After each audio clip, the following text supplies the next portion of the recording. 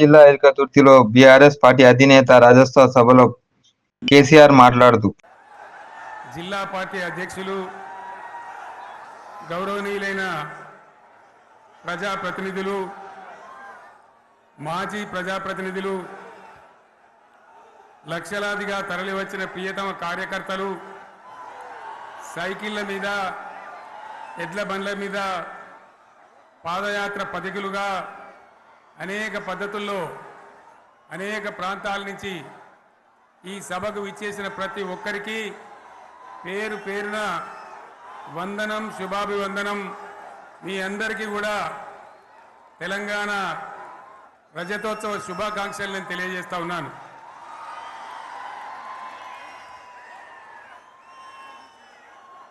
జననీ జన్మభూమిశ్చ స్వర్గాదపి గరీయసి. ఇది శ్రీరామచంద్రుడు లంక మీద యుద్ధం చేసి రావణ సంహారం చేసి అయోధ్యకు తిరిగి రావాలి అనేటువంటి ఆలోచనలో ఉన్నప్పుడు రాముల వారి సోదరుడు లక్ష్మణుని సహా ఆయన వెంట ఉన్న చాలామంది పెద్దలు లంక చాలా సువర్ణమయంగా ఉంది, అద్భుతంగా ఉంది, మనం ఇంకా అయోధ్యకు ఎందుకు, ఇక్కడి నుంచే పరిపాలన చేద్దామని అంటారు. దానికి శ్రీరామచంద్రుల వారు ఒప్పుకోలేదు. ఆయన చెప్పిన మాట ఏంటంటే, కన్న తల్లిని జన్మభూమిని మించినటువంటి స్వర్గం ఏది కూడా ఉండదు, కాబట్టి మనం అయోధ్యకే తరలిపోవాలని చెప్పి మళ్ళీ అందరిని తీసుకొని అయోధ్యకు రావడం జరిగింది.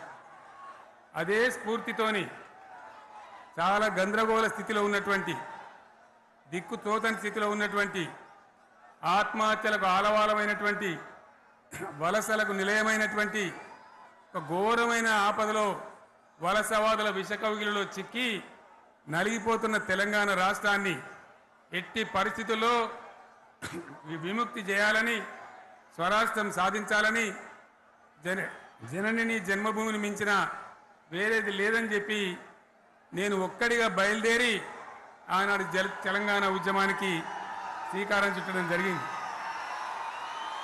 25 ఏళ్ల క్రితం, దయచేసి మీరు గొడవ బంద్ చేయాలి ఏమనుకోవద్దు, సభలో చాలామంది ఉన్నారు, లక్షల మంది ఉన్నారు, మీరు ఆపాలి ప్లీజ్. ఒకటే మాట బంద్ చేయాలి, గొడవ బంద్ చేయాలి, ప్లీజ్ స్టాప్. సో ఆ విధంగా 25 ఏళ్ల నాడు ఎగిరినటువంటి జెండా ఈ గులాబీ జెండా. చాలామంది బంద్ చేయాలి, ఏ బాబు బంద్ చేయాలి బాబు. ఆ రకంగా ఎగిరిన జెండాను ఎందరో అవమానపరిచింది, ఎన్నో మాటలు అన్నారు, ఎగతాళి చేసిండ్రు, అవహేళన చేసిండ్రు, మకలో పుట్టింది ఉబ్బలో పోతుందని చెప్పిండ్రు. కానీ ఈ జెండా మీ అందరి సహకారంతో, అనేక మంది త్యాగాలతోని, వందలాది మంది ప్రాణ బలిదానాలు కూడా చేయడంతో, అనేక ఉద్యమాలతోని యావత్తు తెలంగాణనే ఒక అద్భుతమైనటువంటి ఉద్యమమై ఎగిసిపడి ఒక సమయం ఎట్లా వచ్చింది, ఒక సమయంలో అంటే తెలంగాణ యావత్తు ఒక పక్కన నిల్చొని బరి గీసి బిడ్డ నా తెలంగాణ అక్కడ పెట్టు అని చెప్పి నిలబడ్డటువంటి సందర్భం మనందరం కూడా సృష్టించినాం. తద్వారా మన లక్ష్యం తెలంగాణ రాష్ట్రాన్ని సాధించుకున్నాం. ఆ తదనంతరం ప్రజలు దీవిస్తే 10 సంవత్సరాల పాటు అద్భుతమైనటువంటి దగదగలాడే తెలంగాణ తయారు చేసి అందరూ బిత్తరపోయే విధంగా, ఆశ్చర్యపడే విధంగా బ్రహ్మాండమైన తెలంగాణ నిర్మాణం చేసుకున్నాం. ఆ విధంగా 25 సంవత్సరాల సుదీర్ఘ చరిత్రను ఈరోజు ఈ వరంగల్ గడ్డ మీద మనం జరుపుకుంటా ఉన్నాం. రజతోత్సవ సందర్భంలో జరుపుకుంటా ఉన్నాం. చాలామంది చాలా రకాల ప్రయత్నాలు చేసినారు. ఇక్కడ కూడా ఇప్పుడు కూడా బ్రహ్మాండమైనటువంటి ప్రయత్నాలు చేస్తూ ఉన్నారు. నేను ఒక్కటే మాట చెప్తా ఉన్నా, ఈ గడ్డకు ప్రత్యేకత ఉంది. ఇది రాణి రుద్రమ్మ ఏలిన వీరగడ్డ, సమ్మక్క సారక్కల పోరుగడ్డ, బమ్మెర పోతన కవితా మాధుర్యం పండించినటువంటి జీవగడ్డ ఈ వరంగల్ నేలకు నేను వందనం చేస్తా ఉన్నాను. మన అమరవీరులకు శిరస్సు వంచి నివాళులు అర్పిస్తా ఉన్నాను. 1969లో మూగబోయిన తెలంగాణ నినాదానికి తిరిగి జీవం పోసింది ఈ గులాబీ జెండా అని మీ అందరికీ నేను మనవి చేస్తా ఉన్నాను.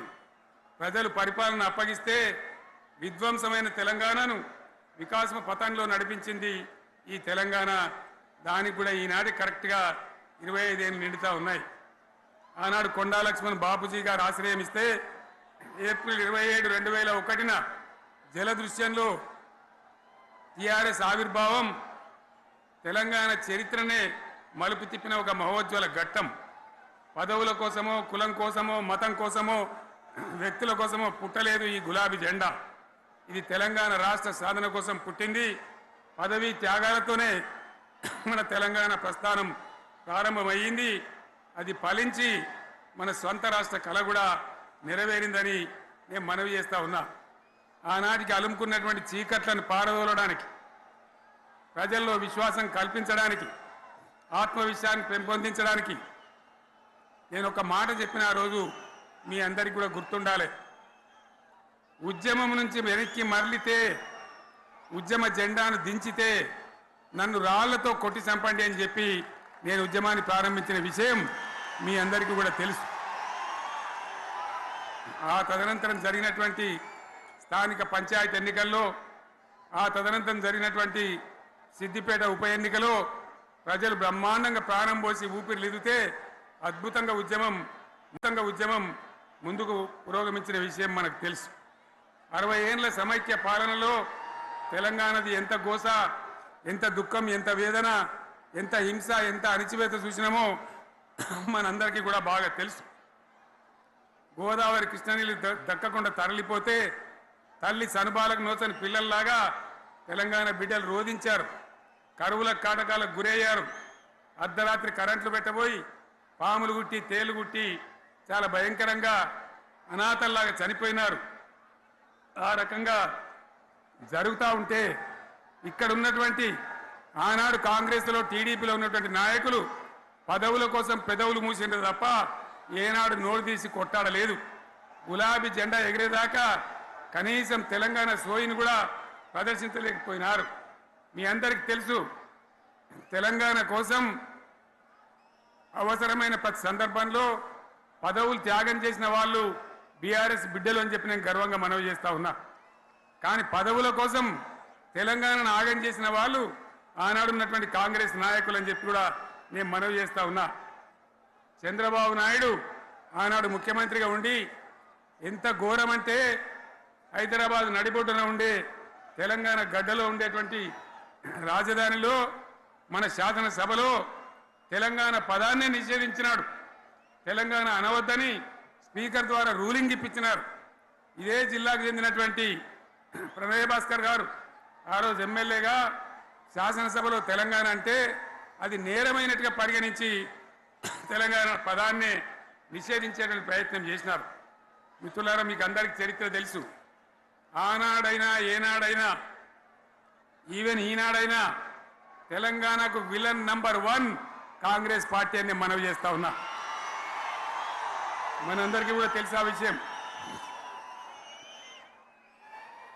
తెలంగాణ హైదరాబాద్ స్టేట్ పేరుతో ఉన్ననాడు ప్రజలు వద్దంటుంటే కూడా బలవంతంగా తెలంగాణను ఆంధ్రాతో కలిపిన వాళ్ళే. ఏందా బాబు, ఏందా పని లేదా? రెడ్డి ఎవరెవలాడి పోండి, మీకేం పని లేదావా? ఈ 10 మంది కాదు కదా, సభ అంతా ఉంది కదా, ఉండండి, కామ్ ఉండండి, డిస్టర్బ్ చేయండి మీరు. అట్లా బలవంతంగా ఆనాడు ఆంధ్రలో విలీనం చేసింది కాంగ్రెస్ పార్టీ, జవహర్లాల్ నెహ్రూ. 69లో ఉద్యమం వస్తే 400 మంది తెలంగాణ బిడ్డలను పిట్టల్లాగా కాల్చి చంపింది ఇందిరాగాంధీ ప్రభుత్వం, ఆనాడు ఉన్నటువంటి కాంగ్రెస్ పరిపాలన. మళ్ళీ 2001 నుంచి మనం విజృంభిస్తే నంగనాచిలాగా ఇదే కాంగ్రెస్ వచ్చి మన బలాన్ని, మన ఊపును చూసి పొత్తు పెట్టుకొని తెలంగాణ ఇస్తామని నమ్మబలికి మనతో పొత్తు పెట్టుకున్నది కూడా మీరు చూసినారు. మళ్ళా ఎగ్గొట్టే ప్రయత్నం చేసినారు. 14 ఏళ్ళు ఏడిపించినారు. అది మీ అందరికి తెలుసు. వాళ్ళు ఎట్టెట్లా చేస్తూ ఉంటే వాళ్ళ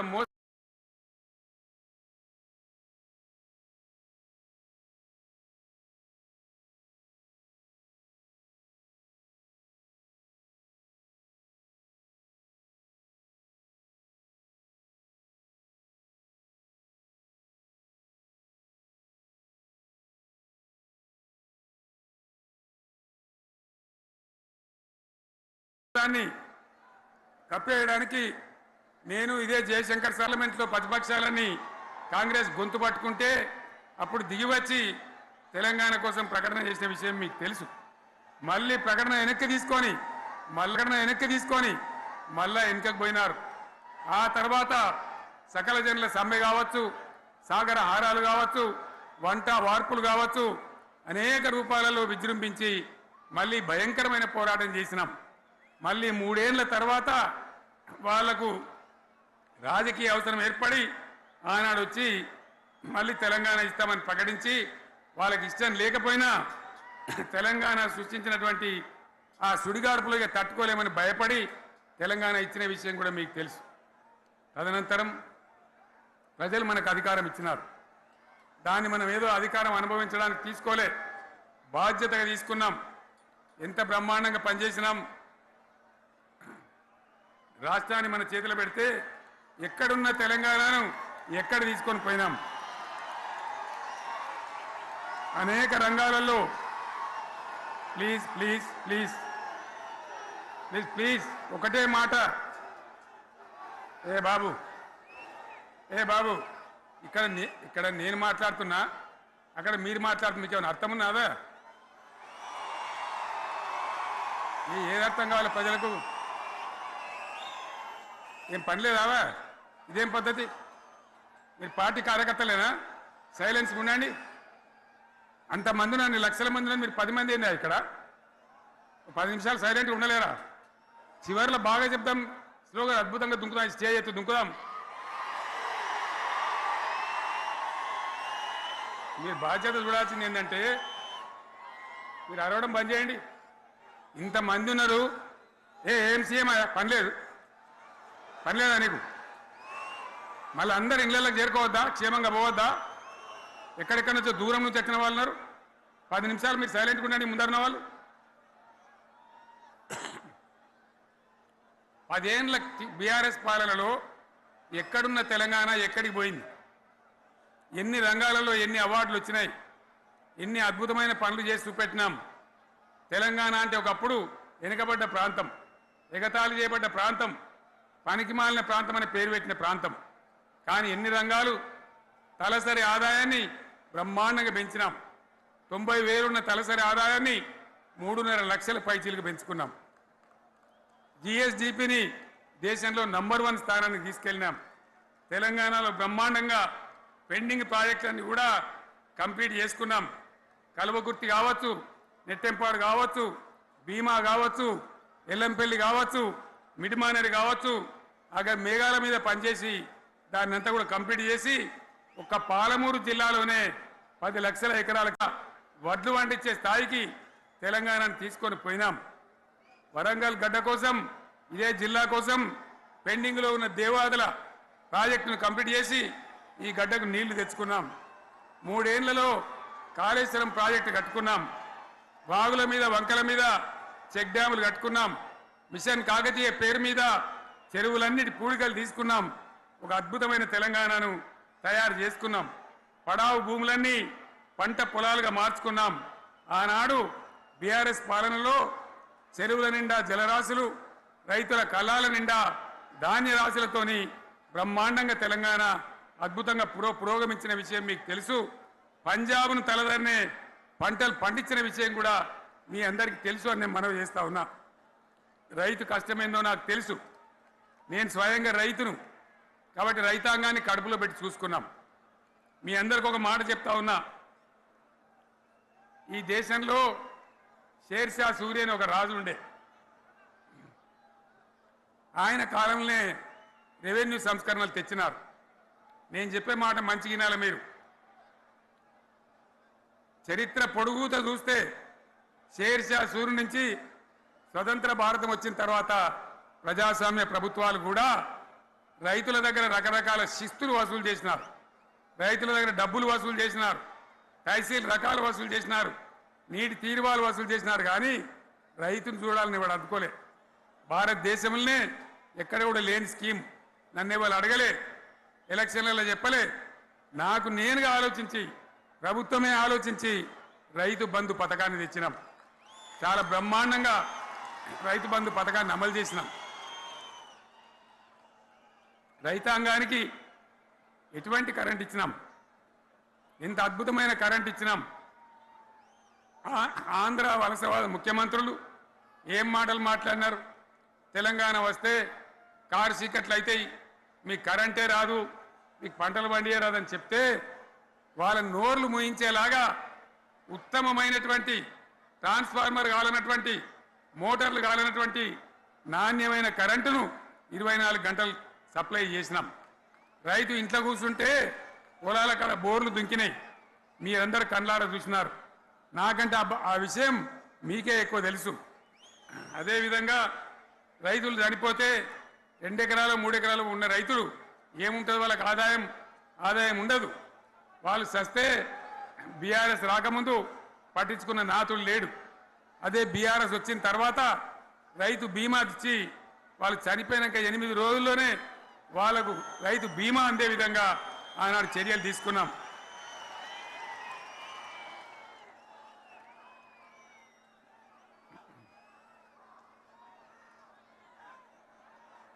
పైసలు ఎంత మంచిగా వచ్చేది, రైతు బంధు డబ్బులు ఏ విధంగా వచ్చేది. శనుకులు పడుతుంటే చకాచకా వచ్చి బ్యాంకులలో డబ్బులు పడి రైతుల సెల్ ఫోన్లు మోగుతుండే. ఆ విధంగా కడుపులో చల్లగదలకుండా రైతాంగానికి రైతు బంధు పథకాన్ని అమలు చేసుకున్నాం. రకరకాల వ్యక్తులు రకరకాల మాట్లాడినారు. జై కిసాన్ జై జవాన్ అన్నారు తప్ప వాళ్ళ సంక్షేమం ఏ ప్రభుత్వం కూడా చూడలేదు.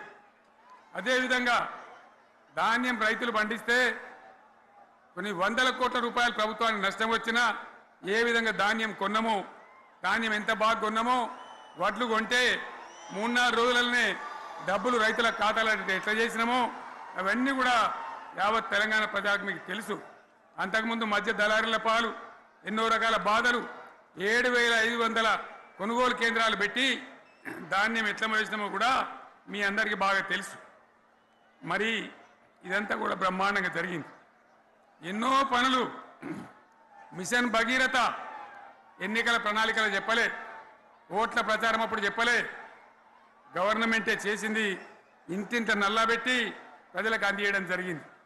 రైతు బంధు కానీ, రైతు బీమా కానీ, కళ్యాణ లక్ష్మి కానీ, కేసీఆర్ కిట్ కానీ, కంటి వెలుగు లాంటి ప్రోగ్రాం కానీ ఎవరు అడిగిన నన్ను ఎవరు అడగలే. అయినా మా అంతల మేమే మన రాష్ట్రం మన ప్రజలని వాళ్ళని బాగు చేసుకోవాలని చేసినాం.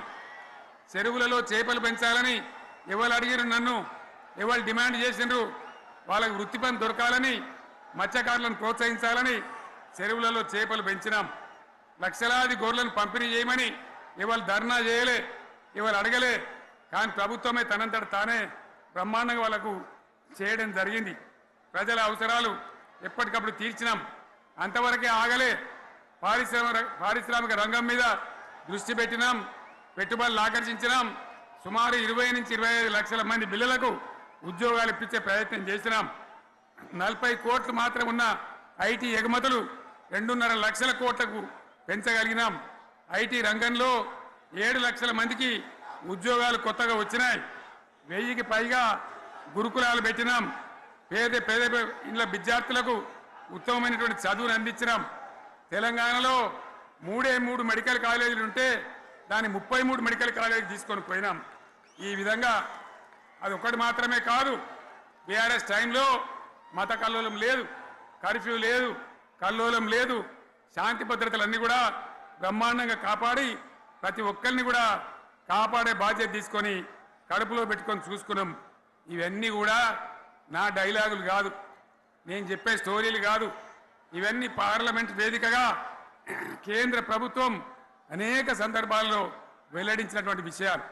Reserve bank of India, comptroller general of India వాళ్ళు వెల్లడించినటువంటి అధికారమైనటువంటి లెక్కలని చెప్పి కూడా నేను మీకు మనవి చేస్తా ఉన్నా. ఇవన్నీ జరిగినాయి. ఇప్పుడు నేను చెప్పిందంతా కూడా మీ కళ్ళ ముందరనే జరిగింది. మరి కాంగ్రెస్ వచ్చి ఏడాదిని అర్థమా? మరి ఏం మాయరోగం వచ్చే, ఏం బీమార్ వచ్చే, ఏమేమి చెప్పిరి, ఎన్నెన్ని చెప్పిరి, మీకు కావాల్సింది ఇదే కదా. చెప్తా ఇక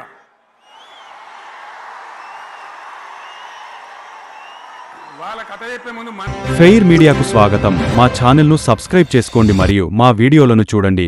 ప్రతి అప్డేట్ల కోసం బెల్ ఐకాన్ను ఆన్ చేయండి. మేము నిజమైన మరియు ఫెయిర్ వార్తలు మరియు రాజకీయ అప్డేట్లను అందిస్తాము.